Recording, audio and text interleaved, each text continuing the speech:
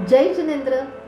हम सुन रहे हैं संत शिरोमणि आचार्य श्री विद्यासागर मुनिराज जी का पूरा जीवन चरित्र कथा रूप से। उस श्रृंखला की आज सुनेंगे ये अगली नई कड़ी।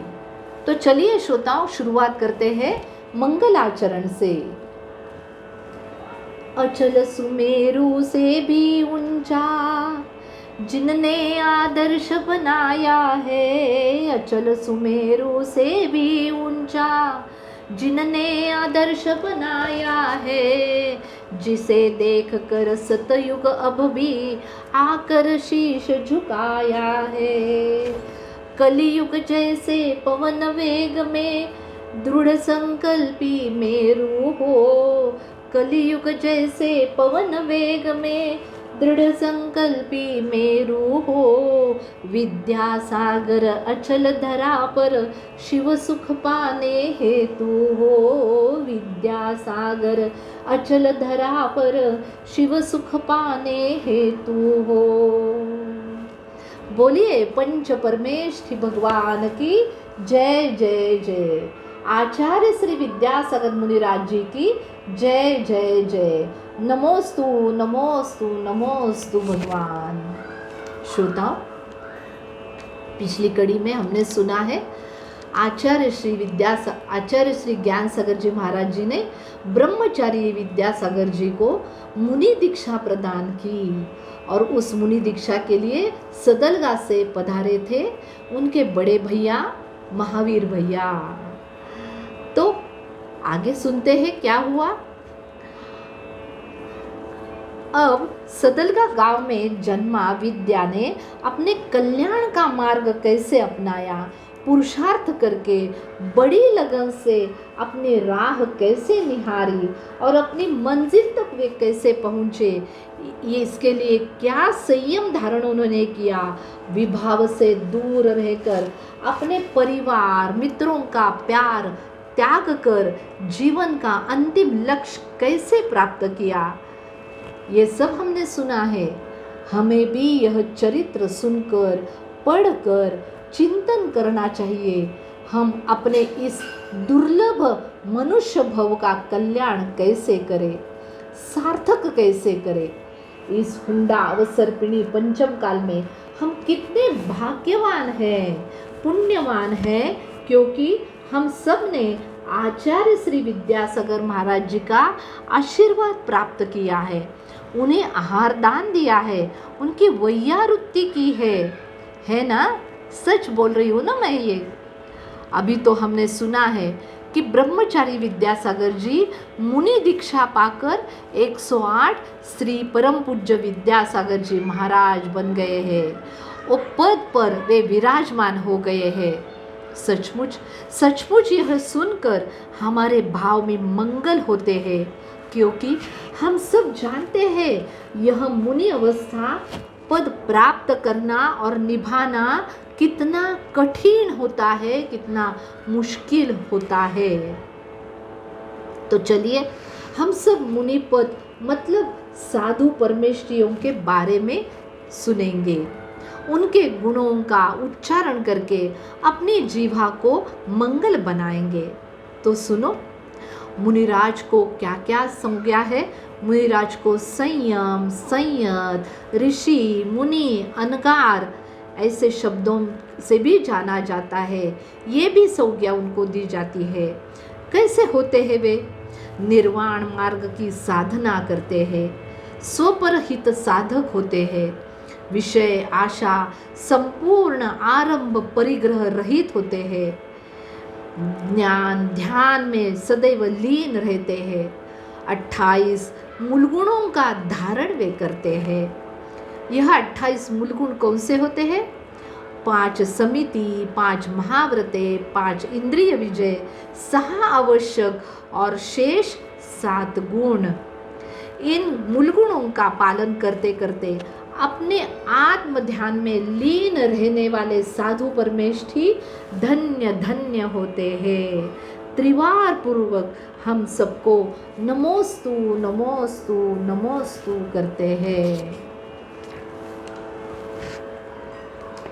व्रत समिति गुप्ती चारित्र प्रबल, व्रत समिति गुप्ती चारित्र प्रबल, वैराग्य भावना हृदय धार, हे द्रव्य भाव संयम मुनिवर, सर्व साधु को नमस्कार, सर्व साधु को नमस्कार।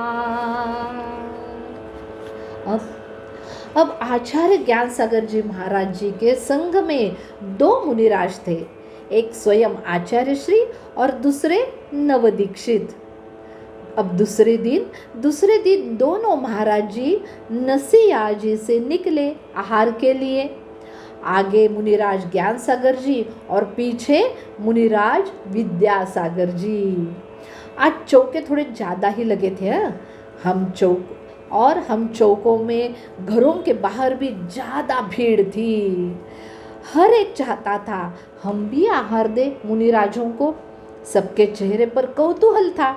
युवा मुनि विद्यासागर की विधि कहाँ बनती है, सब देखना चाहते थे, आहार देना चाहते थे। और ये क्या, अरे पहले चौके में ही विधि बन गई उनकी। किसका चौका था? सोनी जी का। वे अब सपरिवार विनय पूर्वक विधि पूर्वक युवा योगी को आहार दान देने लगे। लोग उनको धन्य धन्य कह रहे थे, उनके भाग्य को सब सराह रहे थे। मुनि दीक्षा विधि का पूरा कार्यक्रम बहुत ही आनंद से, भक्ति से, उत्साह से संपन्न हुआ था। उसे मन मस्तिष्क में चित्रित करके अपने छोटे भाई विद्याधर को मुनि विद्यासागर बनते देखकर और इस प्रसंग को अपने हृदय में समाकर महावीर भैया चल पड़े। कहाँ? सदलगा की ओर, अपने गांव की ओर। वहाँ हर एक प्राण विद्याधर की कहानी सुनने के लिए लालायित था। हर एक विद्या की चर्चा के लिए प्रतीक्षा कर रहा था। महावीर भैया जैसे ही घर पहुँचे, माँ पिताजी का आशीर्वाद लिया उन्होंने और बताने लगे अजमेर की देखी हुई वो कहानी। अब महावीर भैया शुरू ही करने वाले थे बताना। पूरा गांव को भैया अजमेर से लौटे यह बात मालूम हो गई और लोगों का घर आना शुरू हो गया। तब अनंतनाथ और शांतिनाथ, छोटे भाई विद्याधर जी के, अपने स्कूल से घर लौट रहे थे। उन्होंने देखा दरवाजे पर भीड़ लगी हुई है। क्या हुआ हमारे घर में? छोटे वो दोनों बालक सोचने लगे। दौड़ दौड़ के घबरा कर घर में आए और आगे देखते हैं, अरे कौन आए हैं? हमारे महावीर भैया लौटे हैं, अजमेर से लौटे हैं। दोनों ही आनंद से उलझने लगे, उछलने लगे, पूछने लगे, कहाँ है हमारे विद्या भैया? आ गए ना वापिस? आपके साथ आए हैं ना वो? अंदर है उनके कमरे में, हमें उनसे मिलना है, बातें करनी है। कहाँ गए हैं? पूछना है उनसे आप कहाँ गए थे। अरे सुनो, बताता हूँ सब कुछ, महावीर भैया हंसकर बोले। तो बड़े विश्वास से दोनों बालकों ने पूछा, आपके साथ विद्या भैया वापस आए हैं ना? अरे बताते हैं, बता रहा हूँ मैं, सुनो। विद्या भैया नहीं आए क्योंकि अब वे मुनि 108 श्री विद्यासागर जी हुए हैं। उन्होंने मुनि दीक्षा ग्रहण की है। देखो उनकी तस्वीर देखकर दोनों अनुज आश्चर्य से देखते ही रह गए। हमें भी दिखाओ महावीर भैया, सदलगा की भीड़ कहने लगी। और सब कुछ सुनाओ ना, क्या क्या हुआ अजमेर में? हाँ बताता हूँ। मैं वहाँ पहुँचा ना, वहाँ मेरा स्वागत जुलूस से ही हुआ। अरे 24 हाथी थे और 25 पे बैठे थे ब्रह्मचारी विद्याधर जी, राजकुंवर जैसे दिख रहे थे। महावीर भैया सब कुछ वर्णन कर रहे थे जो उन्होंने अजमेर में देखा था। और और माँ श्रीमती जी को याद आ रहा था वह भजन जिसे वो गाती थी। कौन सा? सुनिए ना। धन्य मुनीश्वर आत्महित में छोड़ दिया परिवार के तुमने, छोड़ा सब घर बार के तुमने, छोड़ा सब घर बार। धन छोड़ा वैभव सब छोड़ा, समझा जगत असार के तुमने, छोड़ दिया संसार के तुमने, छोड़ दिया संसार। माँ, पिताजी, भाई बहनें सब सुन रहे थे, सुनते ही चले जा रहे थे और बतलाते जा रहे थे महावीर भैया। अब उन्होंने क्या किया, बैग से कुछ चित्र निकाले और दिखाने लगे। देखो देखो, केशलोचन का ये चित्र, यह वस्त्र त्यागते समय का, यह देखो आचार्य श्री दीक्षा दे रहे हैं विद्याधर जी को।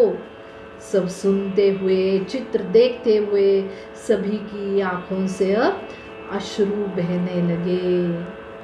अब तक तो पूरे गांव को पता चल गया था भैया लौटे हैं। नागरिकों के झुंड चले आ रहे थे निवास पर, पूरा घर भर गया था विद्या के चाहतों से। भैया सबको बता रहे थे, प्रश्नों के उत्तर दे रहे थे। यह क्रम 1 नहीं 2 नहीं 15 दिन हो गए, फिर भी शुरू ही था। मल्लप्पा जी और श्रीमती जी सारे नगर में पूजित हो गए थे। जो व्यक्ति चर्चा सुनकर लौटने लगता ना, वह अपना सिर उनके चरणों पर धर देता। विद्या का पूरा घर मंदिर की तरह वंदनीय हो गया था। रास्ते से वहां जो भी निकलता ना, उसके हाथ जुड़ जाते। विद्या के निवास को देखकर माथा नम हो जाता, झुक जाता था सबका। एक एक दिन अब आगे आगे जैसे जा रहा था, छोटे 2 भाई शांतिनाथ और अनंतनाथ, छोटी 2 बहनें शांता और सुवर्णा माँ और पिताजी से कहने लगे, हमें भी जाना है अजमेर, हमें भी देखना है महाराज जी को।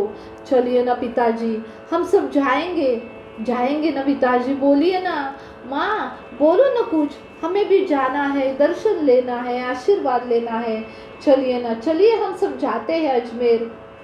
यह सब सुनकर पिताजी सोचने लगे, वैसे तो वे भी लालायित थे ना मुनिराज के दर्शन के लिए। तो उन्होंने सबको अजमेर लेकर जाने का निर्णय लिया। सुनते ही माँ के नयनों से अश्रु ढलने लगे। जो मन ही मन अपने विद्या से बातें करती थी, आशीर्वाद देती थी, तो ही माँ अब उनके दर्शन करने का, उनसे आशीष प्राप्त करने का सपना देखने लगी। तो श्रोताओ, क्या पूरा परिवार पहुंचा अजमेर नगरी में? आशीर्वाद लिया महाराज जी से उन्होंने? सुनना चाहते हो ना? तो ये सब हम सुनते हैं अगली कड़ी में। तब तक सब जीवों के प्रति मंगल भावना और क्षमा भावना। मिलते हैं अगली कड़ी में। सबको जय जिनेंद्र।